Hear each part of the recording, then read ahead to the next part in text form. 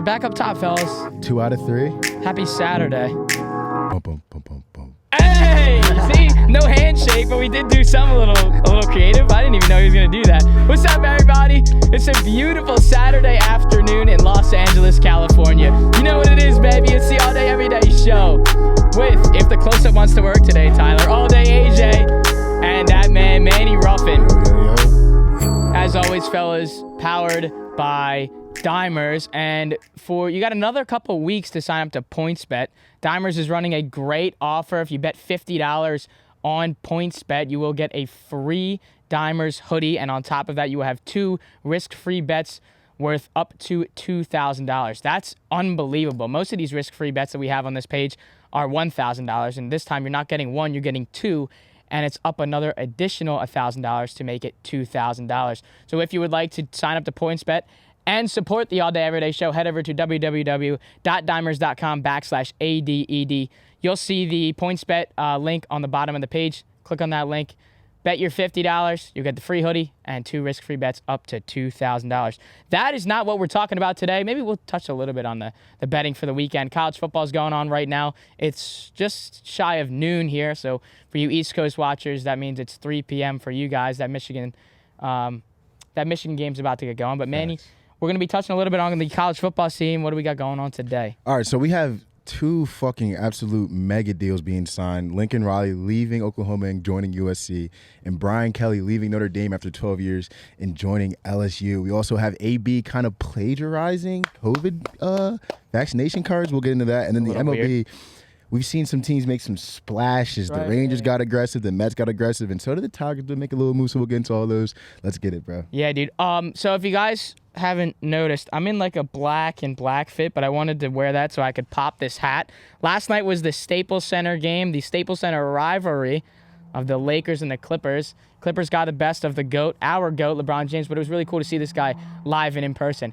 If you guys hear some planes flying above us, just know we're outside. We have no lights today because our light is our natural light, as the technical guys would say, the nat light and the nat sound from this plane flying above us. The sun is just to our left. So this is going to be a great show. We're going to kick things off with Lincoln Riley signing with USC. I'm going to get into the logistics of the numbers here for those that don't know. So he got so many incentives from USC. They bought him a $500,000 house in Norman, which is right on USC's campus. They gave him an additional $1 million sign bonus, which is also insane. As soon as he signed the contract, he got an additional $1 million on top of that house. They also bought him and his family a $6 million home in Los Angeles. So if his family doesn't want to be on USC's campus for the week, well, just go live in the $6 million crib. And then they also have lifetime, I guess, access while he's with USC to the private jet for him and his family 24/7. I mean, that is unreal. He's also making $100 million from this deal. I mean, the wife has to love it. It's like $110 million for this deal, bro. Free private jet access to get wherever the family wants to go 24/7. It's over $100 million for this deal. This guy is also, so if people haven't understood yet, most of the 3 to 5 star commits heading to Oklahoma are decommitting. And they're writing on their Twitter, they're tweeting out like, thanks for the offer, but I'm decommitting. Those guys, there's already been 3 3-star recruits that have followed Lincoln from Oklahoma to USC. So he's not only bringing the bag with him, but he's bringing the boys that were going to meet him in Oklahoma. It's actually just insane to realize like these college coaches can make this amount of money this day and age. Like this is almost both of the guys that we're talking about. Yep. They are John Gruden deals, 10 for 100, and then we'll get into 10 for 110, and we'll get into Brian Kelly as well. But that's another 10-year deal for a shitload of money as well. I just think it's crazy. When we first saw the news yesterday of Brian Kelly and we're digging in on the Lincoln Riley, we were like, bro, like you just wouldn't see college coaches making this amount of money. Like these are NFL. This is NFL money right easily. Here. Like I just don't understand how like USC has that much money to toss around. Like we're all I mean they all have the money. It just depends on what the boosters are trying to sign off on. Well, also, I mean, I haven't seen a deal where it's like I guess it's an NFL team, but was John Gruden on this 10 for 100? Yeah, I mean the was he deals getting we've seen like lately with that is like Private jet. Jimbo Fisher with A&M, he got paid. Lane Kiffin with Ole Miss, he got paid. Like, there's a trend now. Saban's actually agent was pissed off because it's like, all right, we signed this deal. I forget when it was about 5, 6, 7 years ago, which was gigantic for Saban and college football at the time. And then here comes Kiffin and Jimbo, and now Lincoln Riley and Brian Kelly. His agent's probably like, bro, we got to up this shit like now. But this shit's huge for USC. I mean, they've always had trouble retaining those huge California prospects. I mean, we lose Bryce Young and DJ to two teams in the Midwest and the East, and like these kids went to Mater Dei and St. John Bosco. These are two hotbeds for California recruits. We can't. I mean, what we said on the one podcast when they went on, we were talking about USC. It was like they need a guy that can go in these California and Los Angeles homes and connect with these kids and sell them something. Like, I'm not. Like, think about this. Clay Helton. All due respect to Clay Helton. I don't give a fuck what he has to say to me. If I'm from LA, he doesn't talk my language. He's not like me at all. But I have Lincoln Riley come to my home. I mean, he turned OU into almost rock star, superstar, powerhouse of just high scoring. We have CeeDee Lamb, Hollywood Brown out there. Baker Mayfield's fucking waving flags and putting them on center. Like, this is shit we weren't getting at USC at the time. You've already seen guys decommit from OU. They lost Malachi Nelson. They also had it was Raleek Brown from Mater Dei, he's the second-ranked prospect in California, but he's easily the best running back in California. Who knows? I don't think it's guaranteed that everyone goes to USC with Lincoln Riley, because you got to understand too.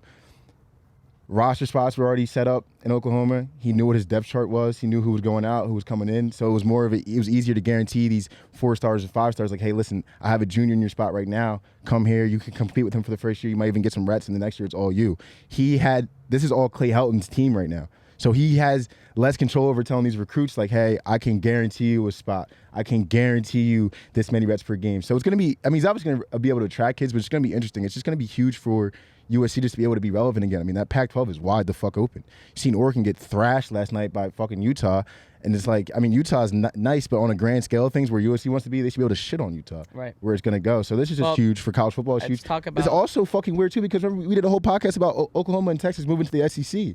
Texas fucking sucked this year, and Oklahoma losing Lincoln Riley. Are they gonna be able to actually like compete in the SEC now? I don't know. We'll talk about the decommits too, and you talk about the transfers as well. Spencer Rattler has already entered the transfer protocol, so you never know.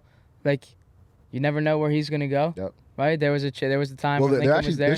They're saying that Spencer Rattler can move to UCLA, which is huge because that UCLA USC rivalry is fully. Why don't you follow your boy and just go take shit down in USC, I don't know with that whole Caleb Williams situation and everything that went down in Oklahoma. I don't know how much of his boy he is. Yeah, it's true. Not really respect. It's just, I mean, those film room meetings were not nice. I mean, he was getting pooed by the whole. I don't think he wants anything to do with it. I don't think it's Lincoln Riley's fault. I think everything that had to do with just Oklahoma and all that bullshit, he just wants to wipe his hands clean of that. Let me go play with Chip Kelly out in UCLA. But that's going to be a great rivalry to watch over the years, honestly. Well, also to UCLA's see, back as well. Also to see.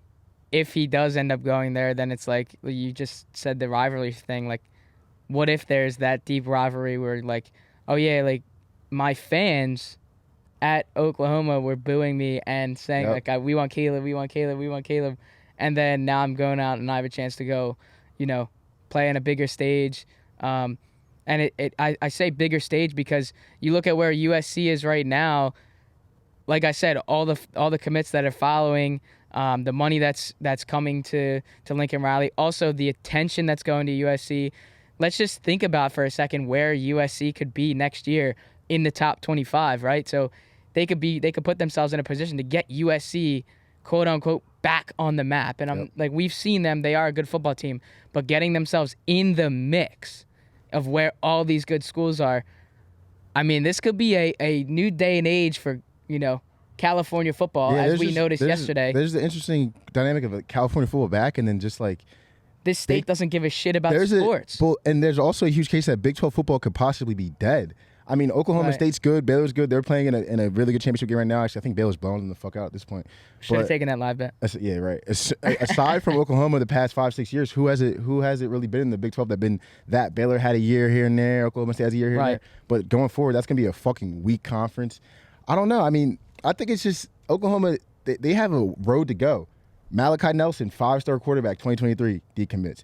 They lost Brandon Ennis, 5-star wide receiver, 2023, decommit. And that's not the next year. That's the year after next year coming up. But if you notice with Oklahoma, it's always 5-star quarterback, 5-star wide receiver. Ever since back in the day with Baker Mayfield, you have Jalen Hurts, Kyler Murray, and CeeDee Lamb, Hollywood Brown. It's always been a great quarterback, great wide receiver, and we just branch off of that. They've been building their defense up. They lost 3 4-star defensive recruits. It's like everything they were building on, everything Lincoln Riley was working on is just now. And it's like they're going to have it's also a couple cool to year process see, to like, come back. this is technically for some teams, we're already on that off-season, quote-unquote, rebuild. Yep. So we're seeing all of this action at the end of the season, which I think is smart too because I think it's fucked. Bob Stoops is coaching in the bowl game they're playing. Lincoln Riley is done. Like he shipped himself out. He's done from Oklahoma. That's checked out. In my opinion, that's kind of fucked. Like Brett Pry from Penn State, he signs with Virginia Tech.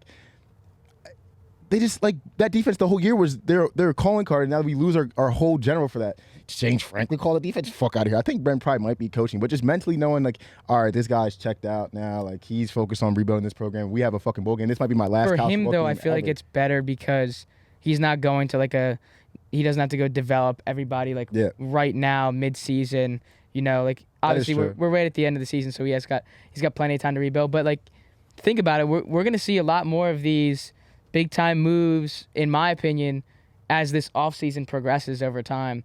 Once we get through the college football playoff, what's going to happen, end of January, February, March, right before spring starts and the spring ball with these new recruits start. I'm excited to see how Lincoln develops because he was a top-notch B. Right, he's a top 5 coach in college football, in my opinion. Cemented, easily done. I mean, ever since he was a top offensive coordinator in college football when he was under Bob Stoops, Stoops gave him the reins in 2017. He just took off with him. But, bro, how about, we're on Lincoln Riley, but how about Brian Kelly? Yeah, let's talk about Brian Kelly. So I personally, you can get into the contract and all that shit. Yep. My main takeaway is it's such a what have you done for me now business, and sometimes we take it a little too far, I think.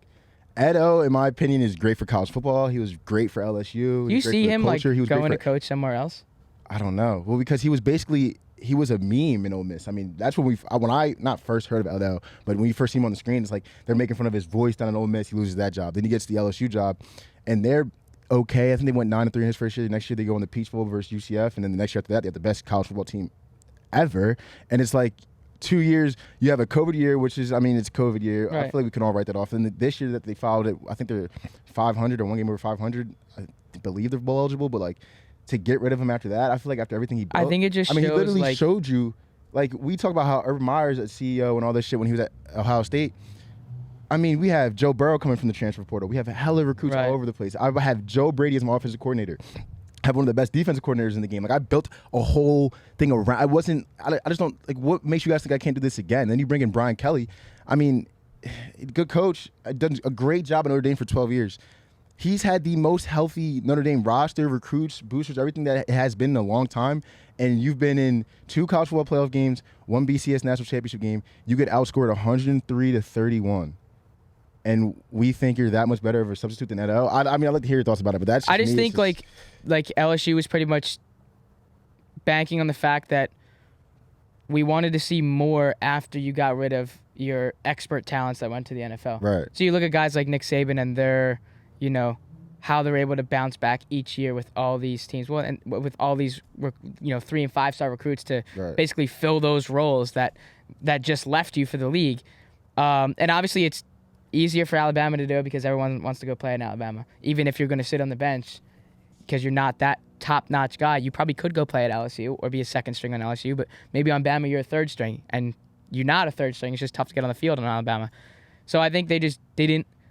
Personally, I just don't think they liked what they saw out of a bounce-back year after winning, and you were losing to – and Clemson's the same way, right? Clemson fell off, LSU fell off, but I think Nick Saban just – is able to bounce back every year, and that's why it's just like, oh yeah, sometimes he'll be fine. I think your name can save you in this industry for sure. And for his sake, it should. You're right. Look at Jimbo Fisher.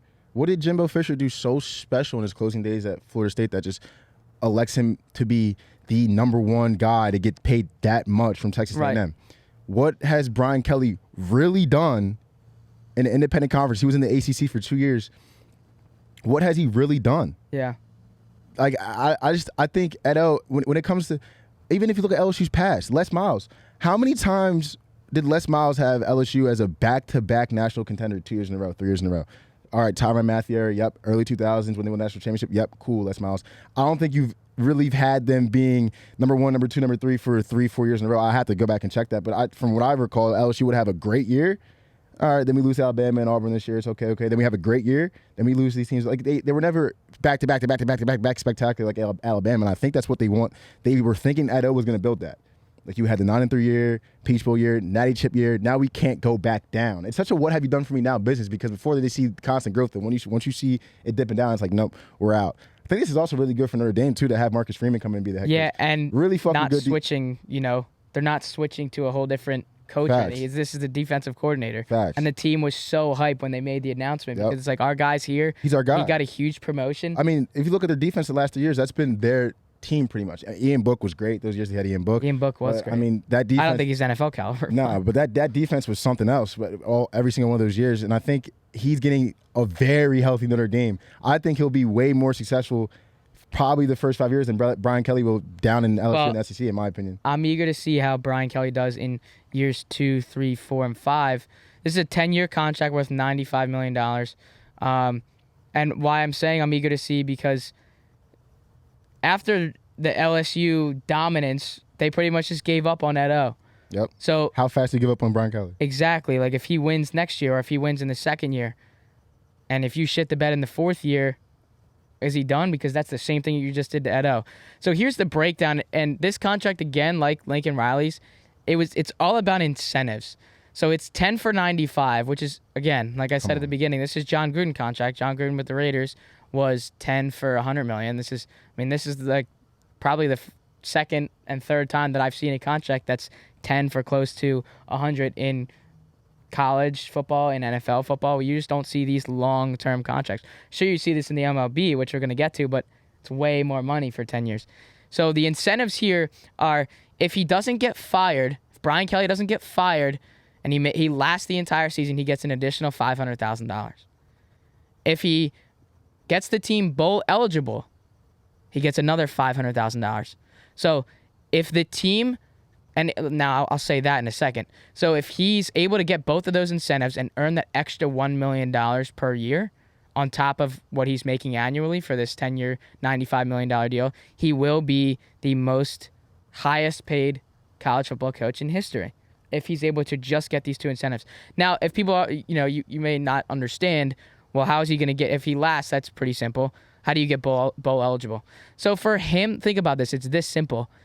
For Brian Kelly to earn that extra $1 million, win 7 games. You have to be 6-6 on the season to keep your job and to become bowl eligible to get $1 million. How hard is it for a coach that's going to be getting paid almost $9.5 million annually to earn an additional $1 million just to go 6-6 with this LSU I'm going to team? be honest though. I really think it's yes, the threshold 6 wins. I think it's the 7-8 win mark because I think if he goes 6-6, I think it's getting loud. But I think it's getting loud. If he does go 6-6 the first year, he'll be okay. Yeah, he has to get his back. I don't know. I think it's gonna get really. What's the difference then? What changed? It's like you want me 6 games. Edo was winning me 6 games with this team. How much? I don't want this to be like think I'm disrespecting Brian Kelly. Like if you look at the reason why he got the Notre Dame job and was doing a good job with Notre Dame was if you look at his 3 years with Cincinnati. They were real big time. He was going to be big time. Goes to Notre Dame, he earned his spot. Notre Dame was always relevant when Brian Kelly was there. They just couldn't win the big games. So don't think that I'm saying that Brian Kelly is a bad coach. I just don't know how much better he is than Edo. I just think it's crazy, though. Like, he literally just has to go 500, and he's earning an additional $1 million. How much do we love Brian Kelly, LSU? Like, you're telling me he can just come in here and do what Edo did this year? The winningest coach in Notre Dame history. That's very true. I think they just love that.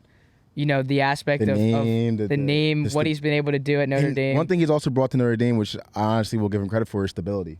Well, I also like seeing college football stability is super underrated. Well, both of these coaches said, Lincoln Riley said this, and Brian Kelly.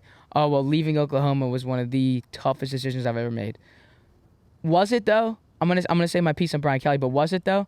You literally just got up and said, all right, I'm checking out. Like I literally hit the clock out button on the ticker. I clocked out. We still have to play games. So I don't know is that really that tough of a decision when your agent said, this is what you're going to get. You're going to get the private jet. You're going to get this house. You're going to get this house. You're going to get over $100 million. I think that is a tough decision because he wasn't the only coach in that short list. They were offering a lot of coaches a lot of money, and I think Lincoln Riley was like the deal. They were like, all right, you're our guy. You only have so long to answer this decision. We're giving you all these benefits, all this money. Yes, it's like a Shark Tank deal. Like, You say yes right now. Say yes right now. I feel like he only had about. I don't think he had longer than. No, a month I'm to sure decide, not. bro. And with Brian Kelly, I do believe that though. It's like 14 years, right? You're the most winningest coach in Notre Dame I history. think he got bored.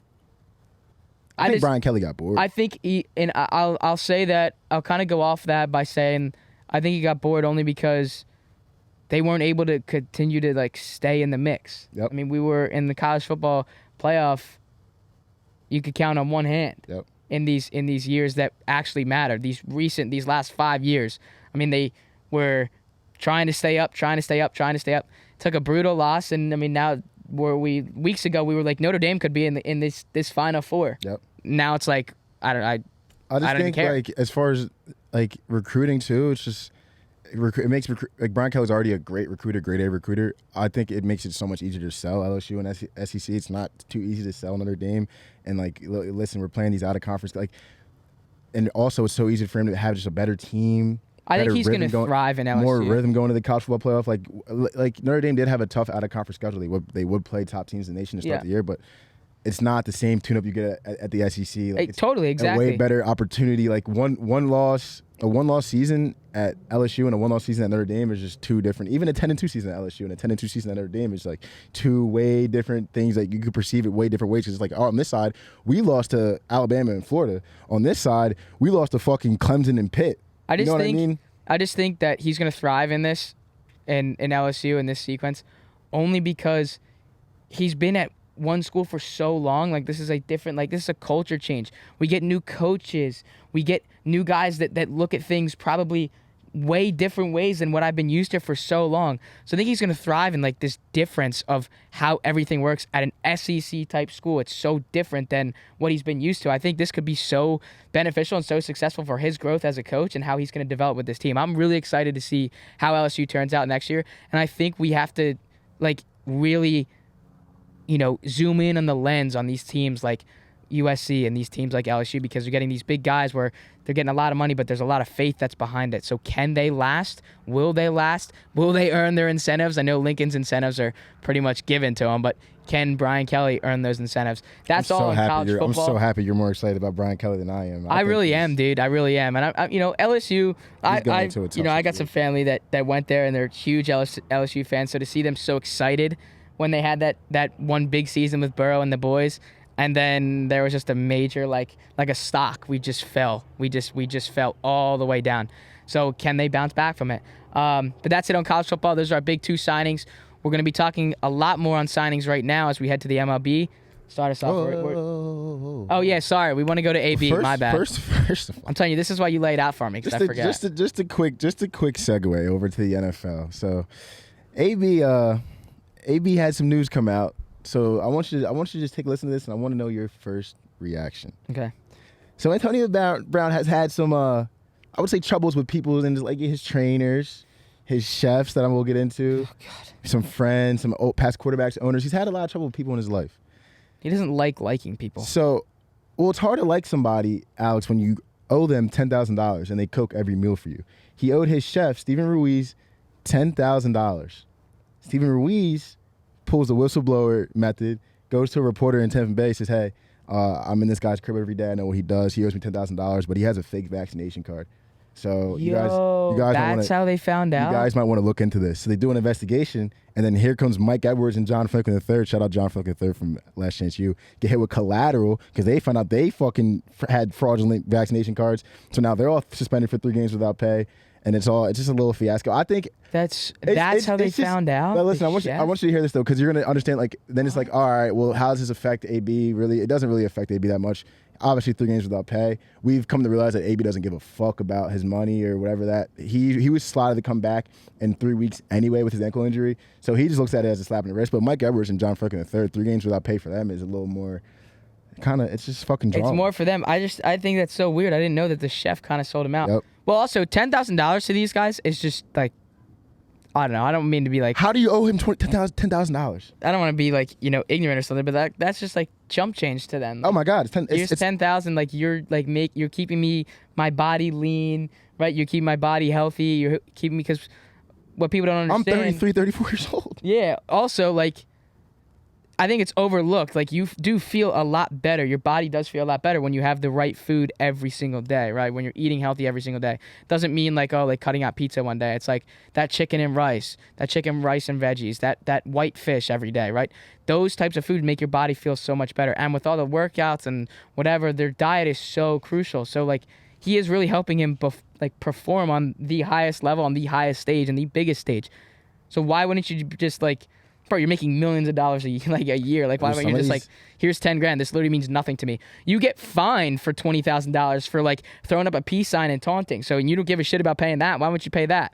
So I kind of like the stabbing from the chef. I personally didn't know that the chef's the one that sold him out. Bro. Like he literally went to a board and said, yo, bro, like this is your boy. Like, and also, like, if you're fucking Mike Edwards and John Franklin, I'm like, AB, you got me fucking caught because you didn't pay your chef 10 G's, boss. Right. What's good, bro? And that's going to create, like, maybe that creates some stuff in the locker room. This has got to create some multiple controversies for the Tampa Bay Buccaneers organization as a whole.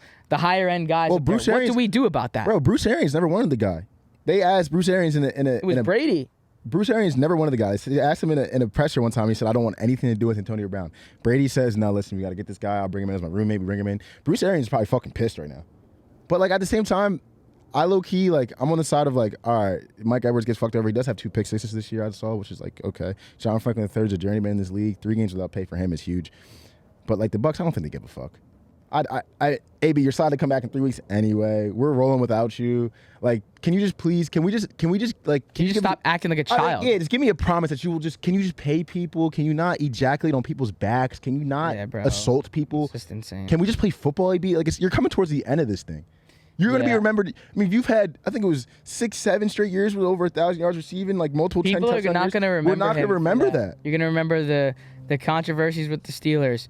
Then when we went to the Raiders. We went to Oakland Raiders at the time. All that fucking social media shit. And we're posting videos of, like, oh my God, we're posting videos on our YouTube channel. Bro, saying, like, I'm free. Remember he recorded a phone call with him and Gruden? Yeah. And put it on the gram? He put that on the video, too. He's like, I'm out, bro. John Gruden was trying to help him. Like, he's like, let's just try to fix this. So then you have that. Then he went to the Patriots. It didn't work out there. Belichick obviously wasn't putting up with that bullshit, and we thought that was going to be what would fix his ass because Belichick's not putting up with any types of bullshit, you know, in regards to Antonio Brown and all the fiasco that he gets into. And then we come here and we are essentially doing the same thing. So like you said, everyone's going to remember these because it's not like, even though it was a short amount of time, so much stuff happened. Steelers, Raiders, Patriots, Bucks. That's 4 fucking teams. We're totally overlooked. Maybe if it was 1 team or 2 teams, maybe we could overlook it. But bro, even though it's like in a 2 to 3 year span, that's 4 different teams. Like everyone's gonna be like, oh yeah, do you remember when the Steelers had Antonio Brown and Le'Veon Bell and they were dogs? Not really. I remember Antonio Brown being an absolute dickhead on 4 different teams. Catching a fucking game-winning touchdown and put him in the playoffs versus the Ravens, and people even forget too. Like you said, the Patriots thing. He played well with the games he played with the Patriots. He did. Played well. I mean, we obviously know he's playing well with the Bucks, but like it's gonna be forgotten about. I mean, AB is one of the best, if not the best, wide receiver of our generation. And it's like it will be completely like it would almost be like a TO thing where we only see TO's best plays by these like NFL films accounts that like post his plays. But besides that, when we talk about TO, it's like, oh yeah, remember he was doing sit-ups in his lawn? Remember he was in a hyperbolic chamber doing all this bullshit? Like it's gonna be the same with AB. Like, what did Marshawn Lynch say? Take care of your chickens. Take care of your mentals. Take care of your mentals. Antonio Brown clearly has done none of that. Yep. If we're walking around with these attitudes on 4 different teams when they're paying you a shitload of money, what's up? I got this beef on. One of my favorite players like to watch. One of my favorite stories. I mean, 5th round draft. I think it was a 5th or 6th round draft pick out of Central Michigan, becoming the player he was. I mean, easy guy to root for before everything comes out. Oh, yeah. There's a kid out there that's 8 years old that's gonna be like, oh yeah, AB, is that the guy who fucking is that the guy ejaculated on the back of his personal trainer? Like it's just like they're not gonna remember the AB that we remember, which kind of sucks. But hopefully AB can turn it around, have a nice little run with the Bucks, maybe get a little 2 touchdown game in Super Bowl or something. Maybe they make it back. We forget about AB's antics. I mean, I think he should have the attitude of like coming back and trying to like make sure that people forget about it. But I think we kind of, my fault, but I think we kind of did. Like he was playing really well with the Bucks. when he came in through after 8 games last season, and even this year, bro, he was hooping before he sprained his ankle. And it was almost kind of like, okay, AB returned the page with Brady, and then this.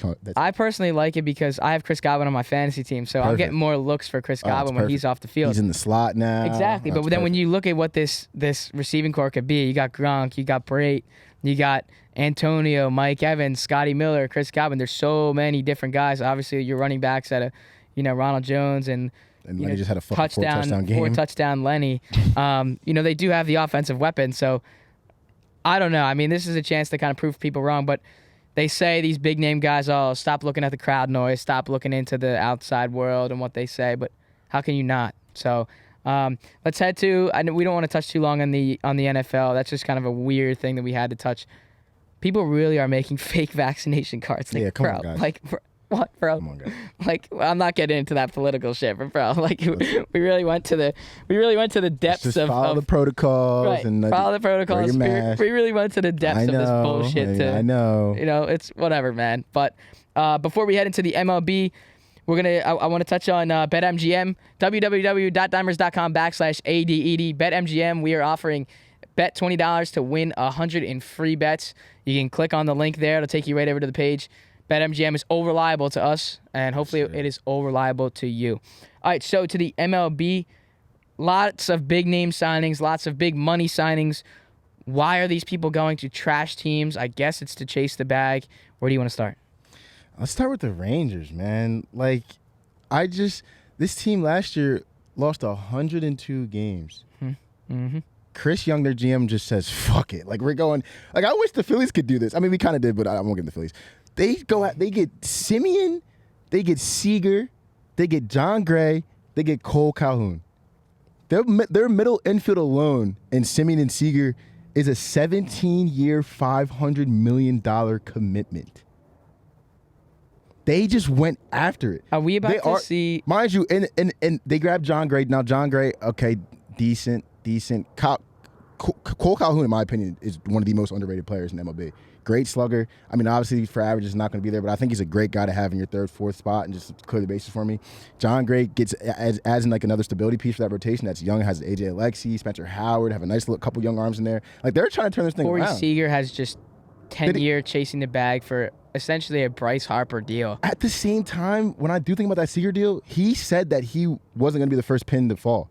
So Simeon signing with the Rangers was the one for him to be like, okay, I'll go now. Over $300 million. Bryce Harper just said, I'll be the guy. Bryce just said, I'll be the guy. I don't need anyone else to go with me. I don't need any signs where I'll be the guy. I can meet the guys there. And do you think Seager got tired of being overshadowed? I think he got overshadowed a lot in LA. Possibly. I mean, the thing that I'd say about the Rangers are we about to see in the next couple of years with all these guys here on big year long-term deals? Are we about to see the 2010 Josh Hamilton Rangers, bro? Easily. I mean, bro, like with Nelson Cruz out there with the boys, Josh Hamilton home run derby 2010, like bro. Easily. I think Seager kind of got tired of being overshadowed a little bit. I mean, even they brought in Mookie Betts the year before that. Cody Bellinger was the talk of the town.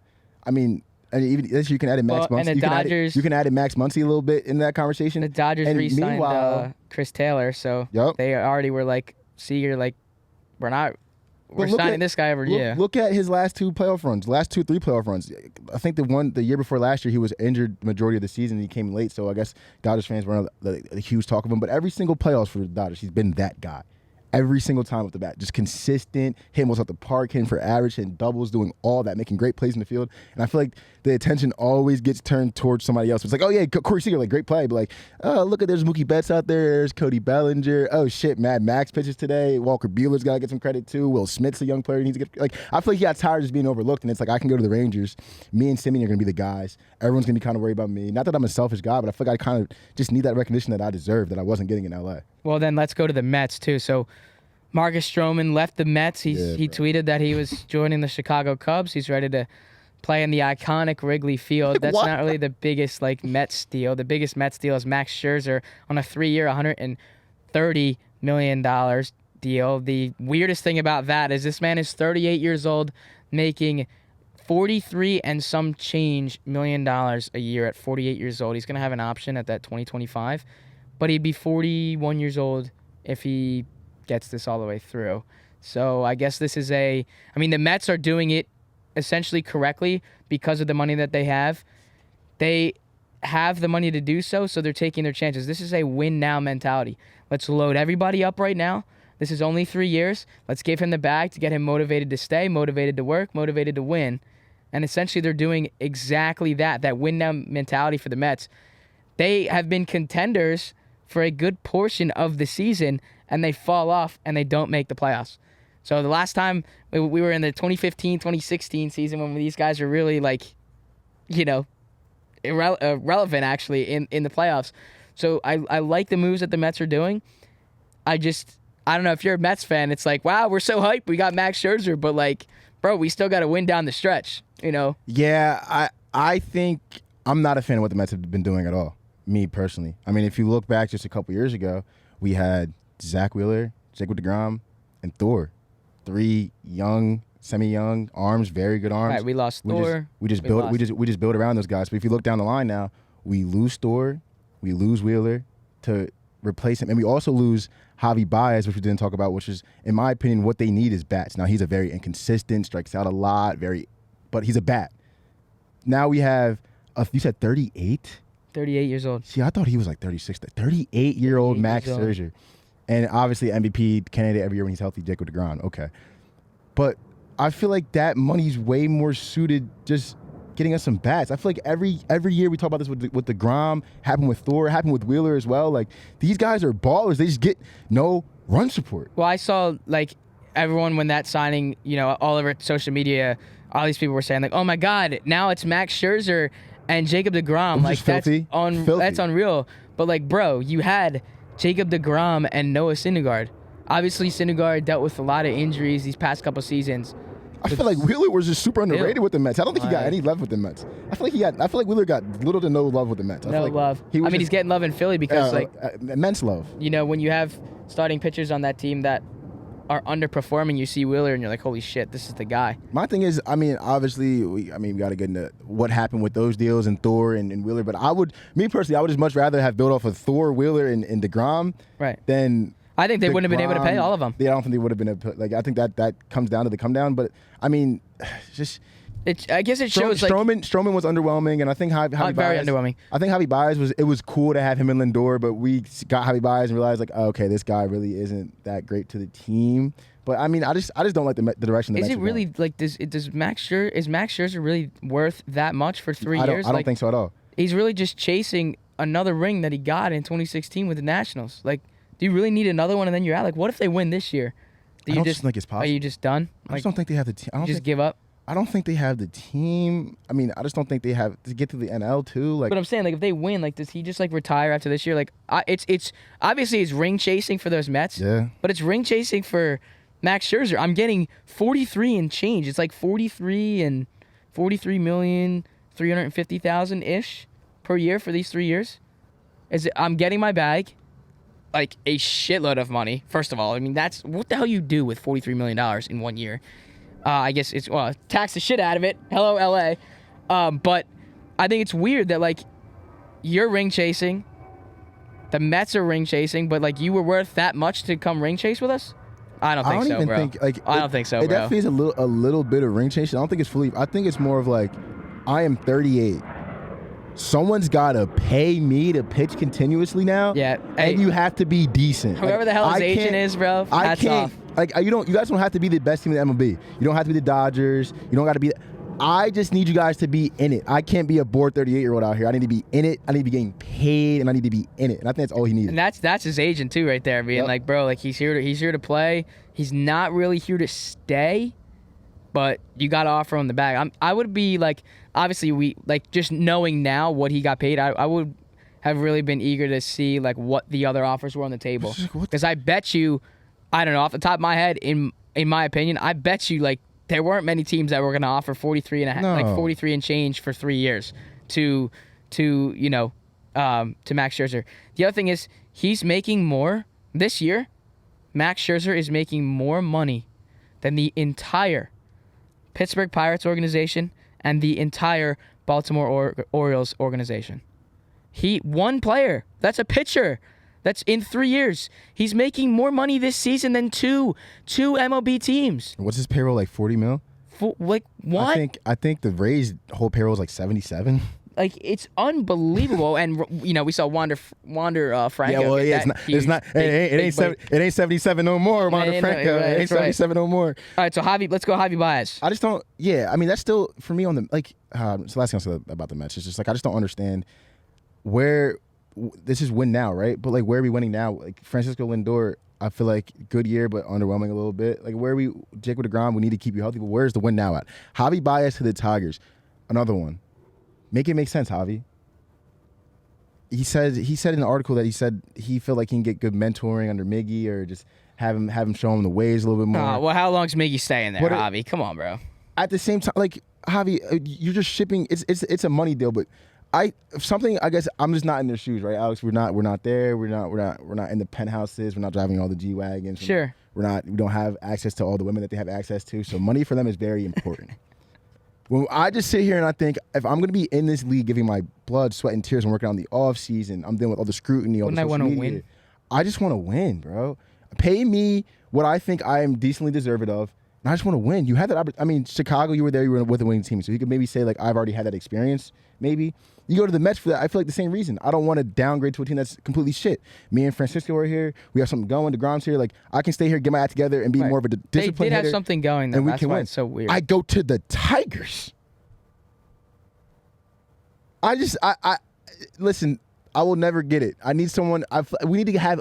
Hey. We need to have like a high profile athlete on the show that is just getting paid by a shitty team just to sit down here and because like okay, my family, my kids are taken care of. All that wonderful. Well, Javi, you like wonderful. that. You like that Showtime on Be here now. ESPN Sunday Night Baseball. You know, Love it. City Field, Yankees, Mets. Love you get it. packed house. You ain't getting a fucking Sunday night packed house for a Tigers game right we now. don't give a fuck. So, I mean, look, I'm not trying to accuse people of things, but like years and years and years ago when Donovan McNabb said, I'm not playing for money, I just love the game. Facts. Say it again. Javi Baez, what are we doing, buddy? What are we playing for? What do we, I mean. I get it. Like don't. Yeah, like, look, I Please. mean, people in the comments are going to I'm be about like, to say, bro, like, you guys are even- bullshit. Like, what would you do if if somebody offered you that money? I get it. Even if this I video get it. stumbles across an athlete, like we get it, and we don't want to get into how deep we understand. Like we get it. Like Right, get your yeah, money. Right. Get your money. Take care of yourself because a lot of these big corporations, these big owners, and all that they want to pay you less than you're worth. I get it. Hey, Javi and Corey Seager, question: are you going to take most of that money in Bitcoin? Facts. Give me that in BNB. But like, I just don't like. You only get one chance of that MLB shit. Yeah. You don't get to restart. You don't get to redo. And I mean, I'm a washed up athlete myself. But one thing I look back on is all the teams that I wish that could have been better, or all the times that we were like, it was a team that was just this close to being a championship team. Like I don't look Well, back. that's like- I don't look back at the teams where it's like, We're not gonna yeah, win. we were shitty. Like, bro. Like even like I don't even care. Even like look at everyone watching like your intramural teams. I guarantee you, all of you were on an intramural team or like a little media hoops team like we had back in the day, and you were the best player, and your team fucking sucked. You don't give a fuck about that team. You probably even want to go to the games. It's just odd to me. I that- want to play for a team that we are the guys. We have a chance. I don't have to be in the top. I want to be out. Give me a chance. Yeah. We don't like at least Corey and Simeon and all that. They have a chance. There's something like we see signs that like what are the Tigers doing, bro? I don't know, Javi. I would love to have you on the show, Javi, so you can come explain to us because I mean I love what you can do on the field. I mean, I just Hey, y'all say Make it that make like sense to me. holding that trophy is like one of the craziest feelings in the world. We did it. We celebrated. I mean, Javi, I can't sit here and tell you that the Tigers are going to win when you're there. Yeah, you know what's funny? Yeah. I think I said this to you one time. I think we were at a Sorry, bar. bud. We were at a bar chilling or something because the Bryce contract came up, Mm-hmm. as it so often does. That fucking 13-year mega deal. Mm-hmm. But like, do you think these guys sign these 10-year, 13-year, 8-year, 7-year deals with these teams that are coming? Like thinking like, listen, At some point, they got to go. just give me one chance. Right, at I'm some here point- for 13 years. Right. At some point, we got to Like win. Corey's like I'm here Right. for 10 of these fucking years. Can we just get one pennant? And that is something I can kind of more understand, but it's still like, damn. Yeah, like Bryce is going to be like 39 or 38 or something when this Like contract he might be a like DH. My hip hurts every other day. My back. like imagine and if I'm they finally getting my chance. right. Like, Imagine like as shitty as it is to say, imagine he's like 38 years old. He's like second to last year of the contract, and they still haven't won. He's like, all right, bro. Like, hey, When we made the playoffs this year, like, this might be my last one. look at we gotta win now. Look at your boy Freddie. How long's Freddie been with the Braves? Freddie's been there.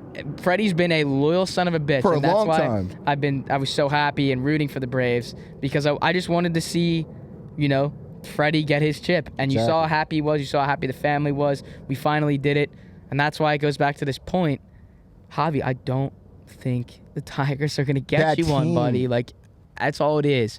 And you had a chance in the Mets. You had great things going. Manny just said, you had great things going with Francisco Lindor and the entire You were a big piece of that operation. Pete Alonso, a little bit of a down year. But he's going to be with there. the bat. But you guys have the pieces. You just got to connect them at the right time, and that's what you're not doing. I do want to wrap it up here. We got a big day the rest of the day ahead of us. We're actually going to be recording the biggest chunk of this vlog for you guys.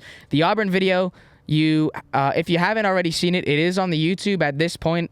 At this very point in this very time that you are watching this podcast, you will be seeing this next week. But the Auburn video is up. You can head over to the YouTube channel, The All Day Everyday Show, and watch the first ever vlog, first of many for the boys. So go check that out. We had a blast, and we're doing the same thing here. And we have some other trips planned for the future. Just know that. If you want to check us out on the Twitter page, head over to @8080 Podcast and @8080 Pod on Instagram. The TikTok is coming. We're going to be putting a lot of these little clips on TikTok. The thing that people don't understand about TikTok is these little clips of these interviews that we do with people in Auburn. Those clips are what get a lot of views. So a lot of those little segments are going to be cut out and put on the TikTok. But again, you're not going to see these unless you watch the video or if you watch the TikTok, because they're not going on Instagram. They're not going on Twitter. So exclusive content is on TikTok. You guys know the Facebook page, name of the show. Talk about the YouTube, and it's time to go. It's time to go drink. Well, one more plug. Also, boys, I don't know if you saw past couple weeks, we are partnered with Chalkboard. We have our own community. Yeah. Please hit that link tree. It's literally the first link says join the Chalkboard community. Have a lot of great minds in there. Shout out our boy Ish in there, Savvy Sav, obviously us two in there. Giving out our picks, talking some sports. Yep. Come in there and chill out with us. There's 68 people in there right now. Hey, let's run this up. Hey, I like that. Let's get to 168. I want to see 100 more. Hey, by Christmas, 168. 100. Let's do. You want to do 100 or you want to do 50? Let's do 50. 50 more. I think 50 is doable. 118, 120 for, by Christmas. 3 weeks to get 50 Let's go, people. boys. Right? It's a way for you guys to communicate with us on an everyday basis. Like, it's almost like a little text messaging. We're just chilling. And you can talk about your bets. There's a channel that's literally called Fam Room. So if you guys just want to talk about anything, bro, like, we're literally in there. We can chat with you. There's some updates coming on there on the notification front that are coming soon. So you'll get that dopamine as we talked about, Ted. But that's the Chalkboard. Lastly, and then, of course, if you made it to the end of the video, like, comment, subscribe, hit that notification bell. This is actually our second of third podcast we're recording out in LA. 2 tea parties coming on the way, so you definitely want to hit that notification bell to be updated whenever we drop a video. It's the All Day Everyday Show, boys, signing off. Hey, guys, Apple Podcasts, 5 stars. You know what to do. Give us that rating. You've been listening to the All Day Everyday Show. Note, too. Don't just leave a 5-star rating and just not say anything. Leave a note. Say something. With All Day AJ and the homie Manny Ruffin. My name is Alex Jacobs, but you can call me All Day AJ. We will see you one more reaction show, and then it's time to Philly. See you guys soon, boys. Love you. Let's go.